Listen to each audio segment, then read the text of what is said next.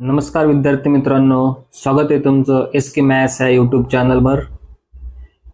जर तुम्ही या चॅनलवर नवीन असाल तर सर्वप्रथम चॅनलला सबस्क्राईब करायचे आणि तुम्हाला जर व्हिडिओ आवडत असतील तर तुमच्या मित्रांसोबत व्हिडिओ काय करायचे शेअर करायचे आहेत. ओके, आजचा आपला विषय मित्रांनो प्रोबॅबल क्वेश्चन किंवा प्रोबॅबल एक्झाम पॅटर्न ऑफ प्रोबॅबिलिटी आणि स्टॅटिस्टिक्स, जो की तुम्हाला जे विद्यार्थी artificial intelligence and data science ह्या ब्रांचसाठी सेकंड इयरला आहेत त्यांच्यासाठी हा महत्त्वाचा व्हिडिओ होणार आहे. तर बघा, जो तुमचा सब्जेक्ट आहे प्रोबॅबिलिटी आणि स्टॅटिस्टिक्स, त्याचं जे काय ॲज पर युनिव्हर्सिटीच्या नियमानुसार त्याचा जो कोड आहे तो काय आहे PCC-208-AIDS.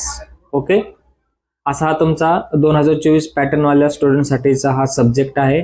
तर त्या सब्जेक्टला हा फर्स्ट टाइम आता तुम्ही विद्यार्थी पेपर अटेम्प्ट करणार आहात. सो त्याचा एक्झाम पॅटर्न कसा असणार आहे सर्वच विद्यार्थ्यांना त्याची चिंता आहे. सो घाबरू नका, तुमचं ह्या व्हिडिओमध्ये तुमचं सर्व कन्फ्युजन काय होईल दूर होऊन जाईल. व्हिडिओ सुरुवातीपासून लास्टपर्यंत बघायचा आहे, नक्कीच तुम्हाला तुमच्या तो फायद्याचा होणार आहे. तर बघा, हा पेपर सॉल्व्ह करण्यासाठी टोटल तुम्हाला 2 तास 30 मिनिटं असा वेळ असणार आहे आणि त्याच्यासाठी तुम्हाला तेवढ्या वेळेमध्ये तुम्हाला 70 मार्काचा पेपर काय करायचा आहे, कव्हर करायचा आहे. ओके, सो चला आपण सुरुवात करूया. ह्याचा क्वेश्चन पेपर किंवा ह्याचा जो काय पॅटर्न असेल तो कसा असेल ते आपण काय करायचंय पाहणार आहोत. आता बघा, सर्वात पहिले तुम्हाला काय इन्स्ट्रक्शन फॉलो करायचे आहेत किंवा हे सुद्धा ही पहिली स्लाइड आहे ती तुमच्यासाठी खूप इम्पॉर्टंट स्लाइड आहे. तर पहिल्या स्लाइडमध्ये आपण काय म्हटलंय बघा, instruction to the candidate. Instruction to the candidate. Okay, आता पहिली इन्स्ट्रक्शन काय आहे बघा की विद्यार्थी मित्रांनो, तुम्ही क्वेश्चन पेपर सॉल्व्ह करत असताना तुमच्याकडे टोटल क्वेश्चन हे 10 असणार आहे. ओके, आणि प्रत्येक क्वेश्चनला हा एक क्वेश्चन काय ऑर असणार आहे, म्हणजे तुम्हाला कोणतेही 5 काय करायचे सॉल्व्ह करायचे. जर तुम्ही पहिला आणि दुसरा सॉल्व्ह करायला घेतला तर दोन्हीपैकी कोणताही एकच सॉल्व्ह करायचा आहे. तर एकमेकांना काय ऑर आहे, म्हणजे पहिला आणि दुसरा एकमेकांना ऑर आहे. तिसरा आणि चौथा काय असणार, एकमेकांना ऑर असणार आहे. सिमिलरली बाकीच्या सिक्वेन्समध्ये 10 क्वेश्चन प्रत्येक एकमेकांना काय असणार, ऑर असणार आहेत. ओके, आता बघा, पहिले आपल्याला इन्स्ट्रक्शन काय फॉलो करायचे.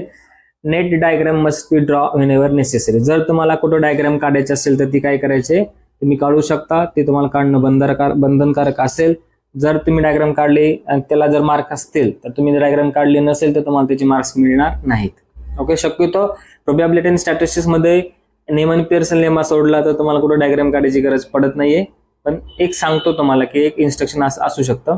दुसरं, तुमच्या बघा क्वेश्चन पेपरच्या राईट साईडला जे काय मार्क्स इंडिकेट केले असतील ते तुमच्या प्रत्येक क्वेश्चनला किती मार्क्स आहेत ते काय करते, इंडिकेट करते. सिमिलरली तुम्हाला जो काय प्रोग्रामेबल कॅल्क्युलेटर असेल तो तुम्हाला अलाउड नसणार आहे. आणि चौथं म्हणजे जो काही दिलेला डेटा आहे त्याचे न्यूमेरिकल क्वेश्चन सॉल्व्ह करत असताना तुम्हाला त्याला काही अझम्पशन्स करणं गरजेचं आहे. असे काही इन्स्ट्रक्शन आहेत, ते इन्स्ट्रक्शन तुम्हाला सर्वांना फॉलो करायचे आहेत. सो आपण सुरुवात करूया पहिला युनिटवर. आता बघा, हा मी इथे एक टेबल तुम्हाला दिलेला आहे, क्वेश्चन्स, कंटेंट आणि त्याचे मार्क्स तुम्हाला काय दिलेले आहेत, बरोबर. तर क्वेश्चन नंबर 1 आणि क्वेश्चन नंबर 2 असे काही मी 2 वेगवेगळे क्वेश्चन दिलेत आणि क्वेश्चन नंबर ए मध्ये असे 2 सब क्वेश्चन आहेत, ए आणि बी. सिमिलरली क्वेश्चन नंबर 2 मध्ये सब क्वेश्चन्स आहेत, ए आणि बी. आता पहिला आणि दुसरा क्वेश्चन जे असेल ते तुमचं युनिट नंबर 1 वर असेल. सर्वांना तुमच्या युनिट नंबरचा सिलेबस काय आहे तो ऑलरेडी माहिती आहे. ओके, आता बघा, पहिला जो क्वेश्चन आहे, पहिल्या क्वेश्चन मध्ये ए आणि बी असे सब क्वेश्चन केले. त्याच्या ए ह्या क्वेश्चनवर तुम्हाला कोणत्या टॉपिकवर क्वेश्चन विचारला जाऊ शकतो, तर प्रोबॅबिलिटी किंवा प्रॉब्लेम्स आता विचारले जाणार आहेत तुम्हाला. प्रॉब्लेम्स कोणावरती असणार आहेत, ऍडिशन थेरम आपण पाहिलाय, मल्टिप्लिकेशन थेरम पाहिले. सिमिलरली कंडिशनल प्रोबॅबिलिटीचा कन्सेप्ट आहे. ह्या 3 टॉपिकवर तुम्हाला काय असेल, एक क्वेश्चन तुम्हाला विचारला जाईल आणि त्याच्यासाठी तुम्हाला 6 मार्क तुम्हाला दिलेले असतील. ह्या 3 कंडिशन पैकी कोणत्याही एका कंडिशनवर तुम्हाला क्वेश्चन विचारला जाऊ शकतो. सिमिलरली पहिल्या क्वेश्चन मधला ह्याचा बी क्वेश्चनवर जो तुमचा बायस थेरम आहे, त्या बायस थेरमवर तुम्हाला एक क्वेश्चन म्हणजे प्रॉब्लेम तुम्हाला विचारला जाईल आणि त्याच्यावर 8 मार्कासाठी तुम्हाला तो क्वेश्चन विचारला जाऊ शकतो. ओके, अशा प्रकारे पहिला क्वेश्चन तुम्हाला विचारला जाईल. आता दुसरा क्वेश्चन जो की पहिल्या क्वेश्चनला कसा आहे, ऑर आहे. त्याच्यात बघा, दुसऱ्या क्वेश्चन मधला ए हा काय, alternative question, similar question as above.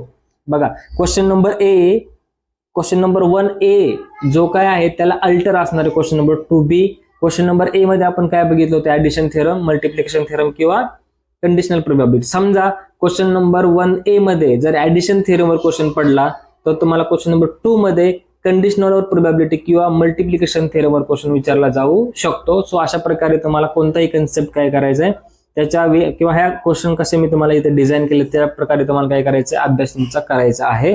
Okay, बघा, दुसऱ्या युनिटवर तुम्हाला क्वेश्चन नंबर 3 आणि क्वेश्चन नंबर 4 हा काय असणार आहे, डिझाईन केलेला असणार आहे.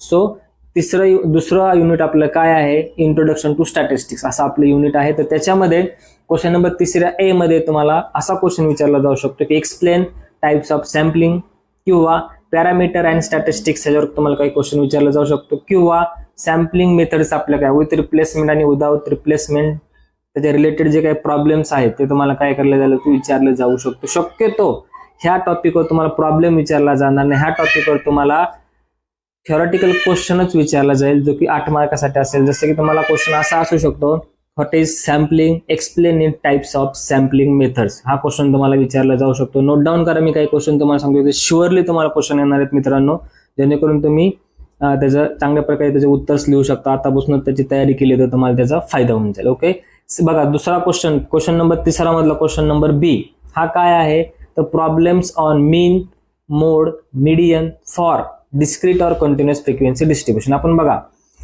सेंट्रल टेंडन्सीमध्ये डेटाच्या 2 केस बघितल्या, डिस्क्रीट केस आणि कंटिन्युअस केस. तर त्याच्यात तुम्हाला मीन कसा फाइंड करायचा, मोड कसा फाइंड करायचा किंवा मीडियन कसा फाइंड करायचा याच्यावर तुम्हाला 6 मार्कासाठी क्वेश्चन विचारला जाऊ शकतो. आणि सोबत तुम्हाला त्याचे मेरिट्स आणि डिमेरिट्स असे तुम्हाला लिहायला सांगितले जाऊ शकतो. ते 2 मार्कला सब क्वेश्चन ऍड केलेला असू शकतो. अशा प्रकारे युनिट नंबर 2 वर 3रा आणि 4था क्वेश्चन विचारला जाऊ शकतो. आता 4था क्वेश्चन ए आणि बी मध्ये सेम अल्टरनेटिव्ह क्वेश्चन्स विचारलेले आहेत तुम्हाला. जर वरती एक्सप्लेन टाइप्स सॅम्पलिंग मेथड विचारलं असेल तर कदाचित 4A मध्ये तुम्हाला ना त्याचे न्यूमेरिकल क्वेश्चन विचारला जाऊ शकतो. एकामध्ये थेरॉटिकल, एकामध्ये न्यूमेरिकल क्वेश्चन असं त्यांनी केलेला असू शकतो. ओके, आता क्वेश्चन नंबर 4B मध्ये बघा, जर 3B मध्ये तुम्हाला डिस्क्रीट केसवर क्वेश्चन विचारलेला असेल तर 4 मध्ये तुम्हाला कंटिन्युअस केसवर क्वेश्चन विचारला जाऊ शकतो. सो बघा दोन्ही केसपैकी कोणती जरी एक केस केली तर तुम्हाला एक क्वेश्चन अटेम्प्ट करता येणार आहे 100%, आणि दोन्ही क्वेश्चन तुम्हाला 6 मार्कासाठी असणार आहे. अशा प्रकारे युनिट नंबर 2 वर तुमचे क्वेश्चन डिझाईन केले जाऊ शकतात. ओके, आता बघा युनिट नंबर 3 आपलं काय आहे बघा, डिस्क्रिप्टिव्ह स्टॅटिस्टिक्स आपलं असं युनिट आहे त्याचं टायटल. तर त्याच्यामध्ये आपण काय काय बघितलं, तर मुवमेंट्स बघितले, स्क्यूनेस बघितले, कॉर्टेसिस बघितले, डिस्पर्शन्स बघितले, त्याच्यानंतर कोरिलेशन आणि रिग्रेशनचा असा काही पार्ट्स बघितलेला आहे. सो क्वेश्चन नंबर 5A आणि 5B मध्ये तुम्हाला कशा प्रकारचे क्वेश्चन विचारले जाऊ शकतात, तर बघा पहिला आहे मुवमेंट्स तुम्हाला फाइंड करायला सांगितलं जाऊ शकतात, किंवा स्क्यूनेस किंवा कॉर्टेसिस तुम्हाला फाइंड करायला सांगितलं जाऊ शकतं. सिमिलरली तुम्हाला standard deviation, coefficient of variation अशा गोष्टी तुम्हाला फाइंड करायला सांगितले जाऊ शकतात. त्याच्यामध्ये परत तुम्हाला डिस्क्रीट केस असेल किंवा कंटिन्युअस केस असेल तर त्याच्यावर 8 मार्कासाठी क्वेश्चन तुम्हाला विचारला जाईल. आणि रिग्रेशन आणि कोरिलेशन वर एक तुम्हाला 6 मार्काचा क्वेश्चन विचारला जाईल. आता बघा ह्याच्यावर खूप सोपं सिम्प्लिफिकेशन तुम्हाला देता येऊ शकतं. क्वेश्चन नंबर 6A मध्ये जर बघा, क्वेश्चन नंबर 5A मध्ये जर मुवमेंट आणि स्क्यूनेसवर जर क्वेश्चन पडला तर क्वेश्चन नंबर 6A मध्ये डिस्पर्शनवर तुम्हाला क्वेश्चन विचारला जाईल 100%. ओके, हे आहे. म्हणजे मग तुम्ही एकतर करा मुवमेंट्स आणि क्यूनेस करा, किंवा डिस्पर्शन वरचे जे काही कंपोनंट्स आहेत त्याच्यावर तुम्ही त्याची प्रॅक्टिस करा. तुम्हाला दोन्हीपैकी एक क्वेश्चन 5 मध्ये आणि क्वेश्चन 6 मध्ये शुअर असणार आहे.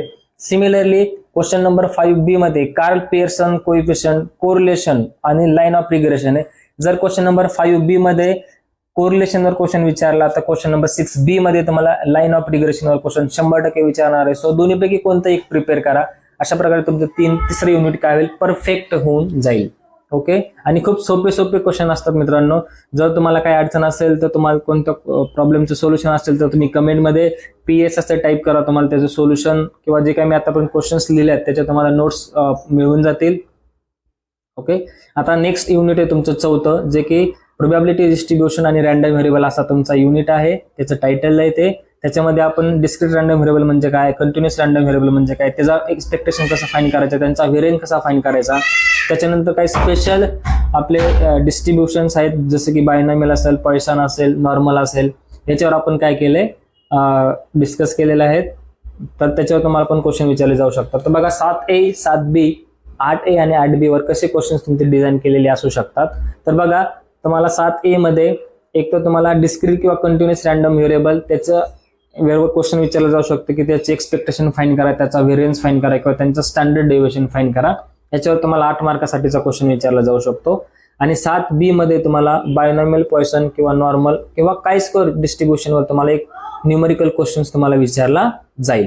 ओके, सो प्रिपेअर करायचंय तुम्हाला ह्या वेनं की तुम्हाला कोणता टॉपिक तुम्हाला इझिली काय होतोय सॉल्व्ह करता येऊ शकतो किंवा तुम्हाला तो चांगल्या प्रकारे अंडरस्टँड झालेला आहे.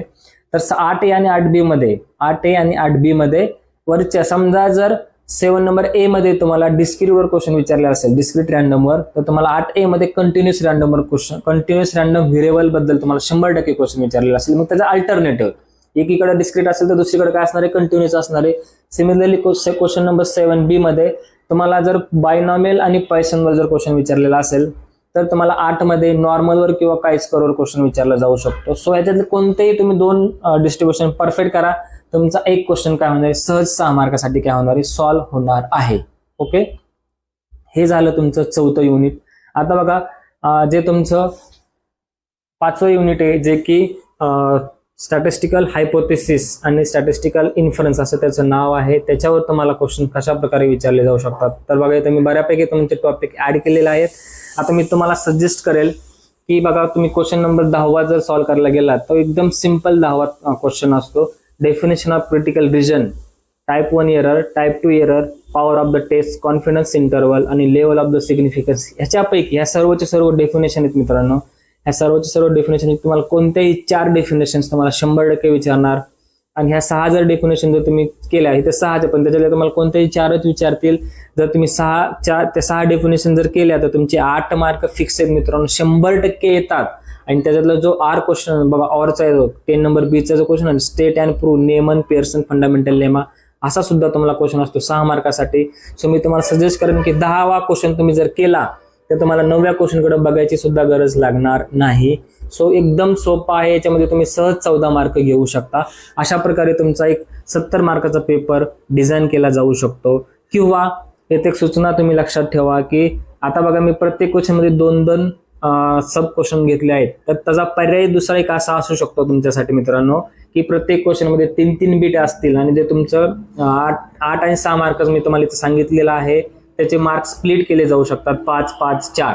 पण एक क्वेश्चन 14 मार्कला असणारे 100% शुअर आहे. तुम्ही आत्ताच लिहून ठेवा. मी याच्यात काही काही क्वेश्चन 100% ऍड केले ते तुम्हाला सहज येतील. तुम्ही आजचा जरी व्हिडिओ बघितला आणि त्याच्यातले ठराविक क्वेश्चन जरी केले तरी मित्रांनो सहज तुम्ही प्रोबॅबिलिटी आणि स्टॅटिस्टिक्सचा सब्जेक्ट आहे तो चांगल्या मार्कांनी पास होऊ शकता. जर तुम्हाला व्हिडिओ आवडला असेल तर तुमच्या मित्रांपर्यंत शेअर करायचे आणि जर व्हिडिओ आवडत असेल तर तुमच्या मित्रांसोबत शेअर करा, त्या व्हिडिओला लाईक करा आणि काही कमेंट्स करा. Thank you for watching.